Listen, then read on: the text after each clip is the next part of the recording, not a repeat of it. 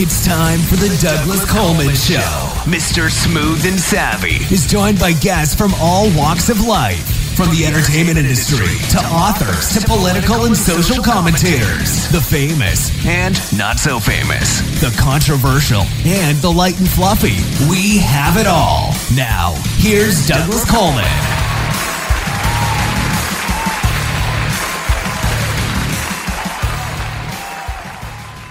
Okay, please welcome to the Douglas Coleman Show, Anna Wilmans. Hi, Anna. How are you? Fine, Douglas. Nice to meet you. Nice to meet you, too. Thank you for coming on the show. Nice to have you here. So you've got a book out called The Masked Hunter. Is this... See, I see two different things on here. It says The Masked Hunter and then The Masked Hunter 2. Are there two of them or just one? No, it should just be, it's just The Masked Hunter. I don't understand what the two is. I don't know. And I can't see what you're saying. Yeah. It should just be The Masked Hunter. Okay. According to your bio, you've written books in the past, so this wouldn't be a premiere book. Is there something different about this one? Yes, this one is a mystery. The books that I've written before were actually commissioned biographies of living artists.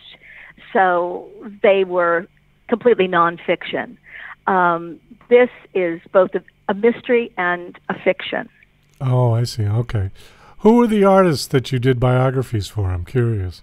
Well, one was a Chinese artist called Ting Xiaoquang. He's quite well known in Japan and the Orient. Another was Bill Mack, who does kind of a sculptural thing. And another one was an American impressionist called Marjorie Knoll. Well, I haven't heard of any of them, but... Probably not. Actually, and the reason that you probably haven't is that I was hired by their galleries to prepare a book which would make their artworks more saleable. For example, somebody would buy a piece of art by, let's say, Ting Xiaoquang, and then on their coffee table, they would also exhibit this beautifully illustrated book talking about them, so that would sort of up their ante. Oh, I see. I mean, they were really, these are really people who sell commercially. They're not, you'd see them in hotels, you're not going to see them in museums. Well, your background is in archaeology, it looks like. And it is. Have you gone on and those? I really did those books just because it paid the bills. Well, okay, there's a good reason. These weren't artistic endeavors on my part. It was just something I was hired to do, and I did. Have you gone on digs, archaeological digs? I have been on digs, and I started in digging in Israel. I've dug in Turkey and in Greece. So I've been throughout the Middle East on excavations. Okay. What was the biggest find you had? Well, the biggest find would have been, actually, I don't think I've ever found a big find, to be quite honest. It's kind of not like Indiana Jones. You know, you find a city. I think one of the things that I worked on was the Western Wall in Israel, and they could say that was a find, but nobody really knows if that was the temple of David. So you can't really. You really can't say that's a big find. I mean, I haven't found the tomb of Alexander the Great or any great tombs, to be quite honest. Well, what sort of things were you looking for? I mean, like broken pottery or dinosaurs or yeah, what? I mean, exactly. Well, I mean, I wasn't just looking for the broken pottery, but you find it. The thing that I specialized in were terracotta lamps, and these are ways that you can date a site. I did mostly domestic sites, and because I have an intrinsic kind of horror of disturbing people's tombs, and that's where the good stuff is, and that explains probably why I haven't found anything spectacular, because the good stuff is in tombs. Well, that makes sense. I mean, didn't the Egyptians bury all the gold and jewelry along with the body of the deceased? Yeah. Yeah. Everybody did. Absolutely. And what you find in a domestic site, which is what I specialized in, are just the everyday pots and pans. Well, no pans really. They're just all terracotta. But the living things that people had, which were not nearly as good as the tombs. I mean, tombs have wonderful stuff in them, but that brings up the purpose of the mask hunter.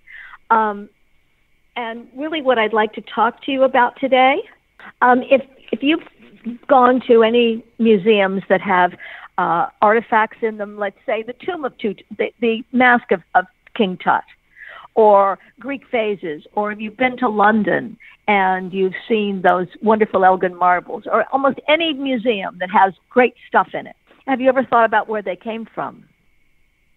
Have I ever thought about where they came from?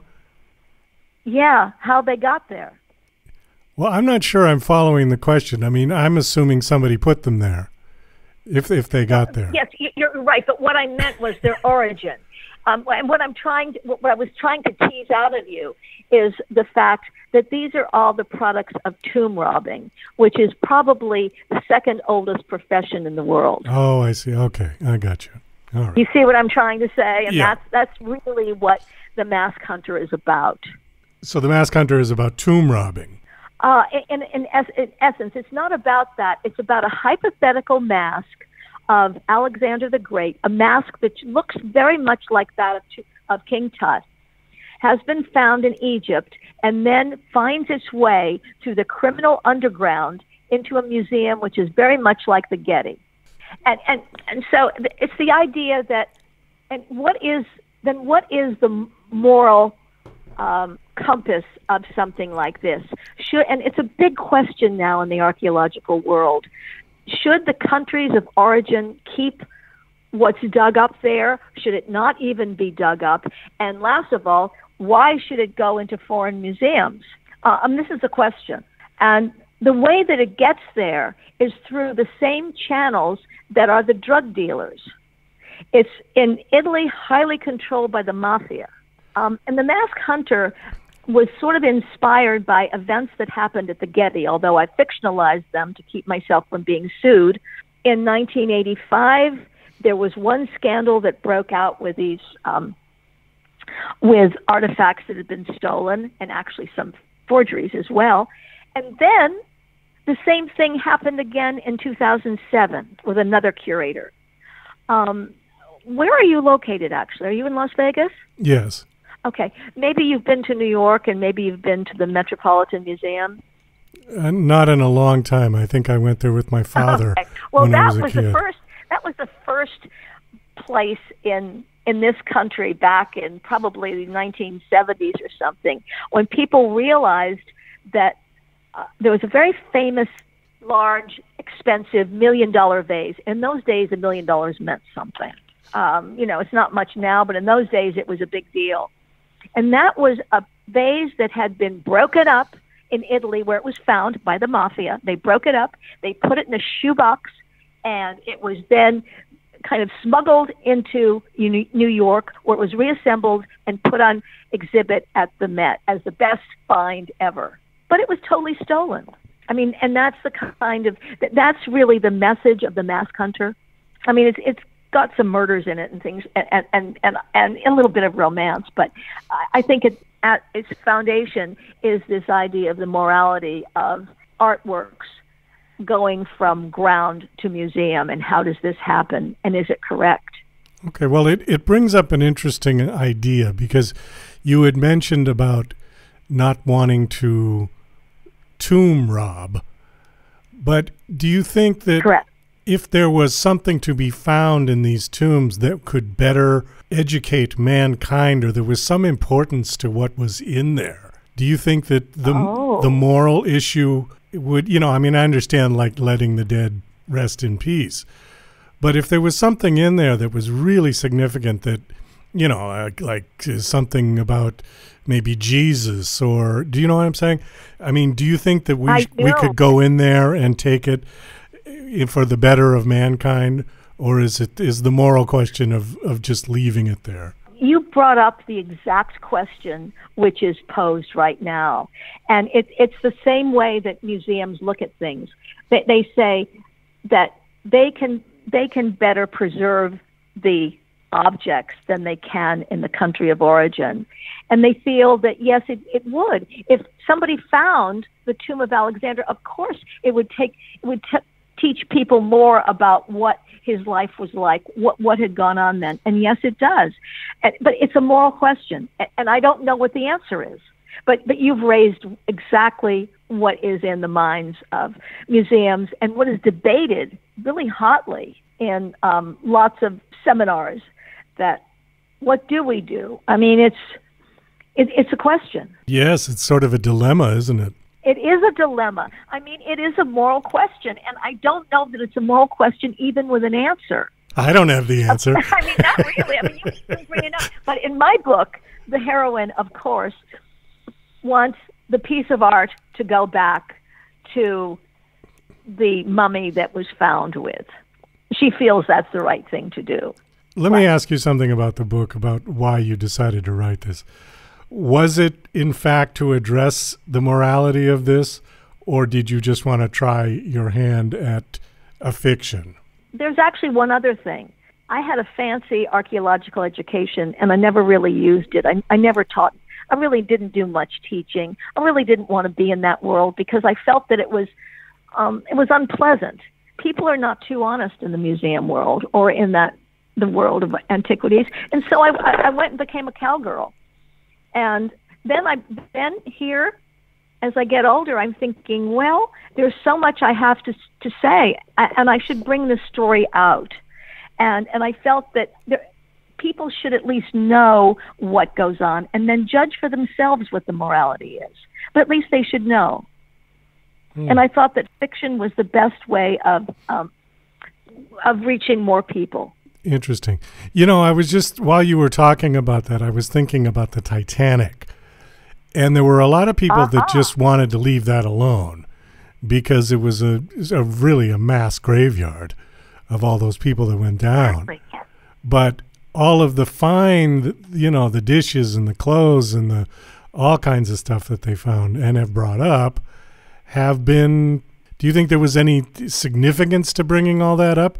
Or was it just purely entertainment value for us? That's, again, it's the same moral question. Exactly the same moral dilemma. How much do we interfere? You know, there's so much to be said on both sides.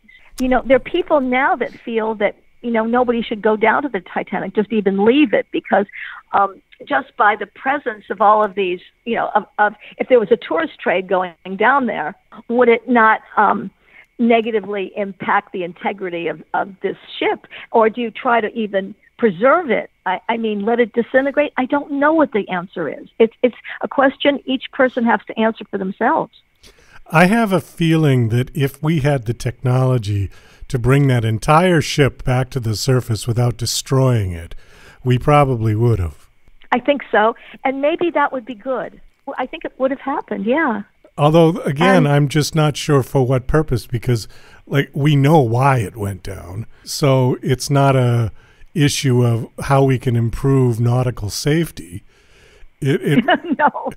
You know, what's the point? It's going to be for profiteering. For here, we're going to put the entire Titanic in a giant warehouse, and people can pay $20 to go touch it. Yeah, that's it. I mean, how do you feel about that submersible that blew up not too long ago? Oh, yeah. That was taking people down. What do you think about, what's your feeling on that? Well, why were they there? I kind of forget. Well, they said, there was one person who said, well, you know, he was there, you know, to scientifically see what was going on. But then there were a lot of them, but the others were kind of like rich people paying, you know, $250,000, I guess, just for the experience, like this sort of analogous to going up in space. Okay. So, I mean, I don't know. But I think the idea was to make it a tourist attraction. Well, I'm sorry that they lost their lives over it. I wouldn't wish that on anybody. Yeah. But on the other hand, they knew the risks going down. And, you know, there's always danger if you go that deep into the ocean or up into space. I mean, you know, the Challenger blew up, and I was sad about that. I was in college at that time. But, again, people know the risks of what they're doing. It's not going to be 100% guaranteed that you're gonna survive this adventure.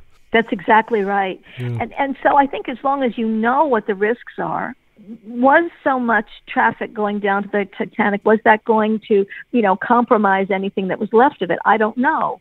I really don't see the harm in anybody doing that as long as they know the risks, even if it was, a company for profit.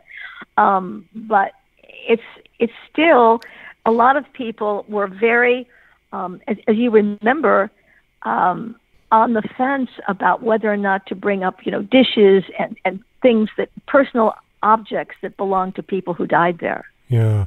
Well, that one I did see. That one, when they brought the Titanic exhibit around, which was dishes and clothes and people's wallets and cufflinks and glasses and all kinds of stuff like that. I did see that. And it was interesting. I mean, it was eerily interesting. Yeah. But I'm not sure. Exactly. I'm not sure I learned anything. It's where you are in Nevada. Actually, I lived in Nevada for some time as well after I left archaeology, so I do know where you're living. But now I'm in California, and throughout this area, there's this new act where everything that is a funerary object from a Native American person has to be given back to the tribes, and they're going to rebury it. Oh, well, that's a good idea. I would agree with again, that. But again, would we do that with the artifacts that are in museums? That's like I live on Chumash land, and the next book that I'm writing is about that. It's kind of very personal because, it's right here that you wonder when these people, there was one piece in the museum here, which is very interesting and I think could tell people a lot about the Chumash culture, and that was the burial of a young boy on the vertebrae of a whale. And that was on exhibit at the Santa Barbara Natural History Museum for many years. And now it's been taken away by the Chumash, and it's probably going to be reburied. Now, in a way, that's good maybe for the descendants to rebury it, but the fact that this kind of burial existed does tell people a lot about what their culture was, because they didn't leave anything written. And it lets us know more about these people who lived here. So, and some people think it's sad that they're going to rebury these things. I sort of look at it this way. The Native Americans of this country have been raped and pillaged for the last 300-400 years. Yeah. And, it really wasn't the white man's to take. So if they want to set up a museum with all of that stuff, fine. But I think just out of respect for their culture, they should be given back what's rightly theirs. Now, so then let's apply this to those objects that are taken from, let's say, Greece and Turkey and even Mexico and brought here. Should they not be given back to their countries of origin, which is something there is a movement toward? I mean, but then the people who live here would never be able to see anything of that culture. So, well, it's a good it brings point. Back your own. It's a good your point. original question. Yeah. Let me ask that question in a different way, and then we got to wrap this up because we're running quickly out of time. Does your book answer this question of morality or no? Well, in a way, it does, in the way that of bringing back an object to a dead person, which was Alexander the Great, and the mask being his, rather than having it exhibited in a museum. But it answers it in her view, but still but it doesn't answer the question overall. Okay. Just maybe her belief, and maybe mine and yours, as we think, people should be able to keep their objects in where they intended them to be in their countries of origin. Well, I think on that we're going to have to wind this down. The book is called... I've enjoyed talking to you so much. Oh, likewise. The book is called The Mask Hunter. The Mask Hunter, Has it been released? Yes, it's released now on Amazon. Okay. And I think it's going into Kindle today or tomorrow. And I have a website, annawilmans.com, and I'm available on Instagram at Anna Wilmans. And I'd be glad to communicate with anyone who's interested. Okay. Well, thank you for coming on the show. And I wish I'd met you in person. You sound so interesting. Thank you for this interview. I'm a lot less interesting in person. That's why I like to do radio. I don't believe that. I don't think so. Well, take care, Anna. Nice having you on the show. Thoroughly. Thank you so much. Bye-bye. Okay, bye-bye.